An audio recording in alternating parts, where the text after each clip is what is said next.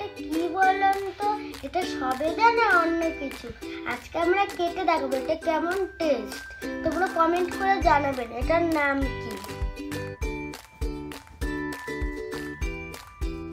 Hello বন্ধুরা, আমার মা এখন কাটছে। আমি তো জীবনেও দেখেছি মানে কোনোদিন খাইনি, ফোনে দেখেছি। দেখো মাঝখানে দানাগুলো কিরকম ছোট ছোট একদম। দেখো কাটার পর দেখতে কত সুন্দর লাগছে। মাঝখানটা দেখো না কেমন, মানে আমি টেস্ট করে দেখাই কেমন।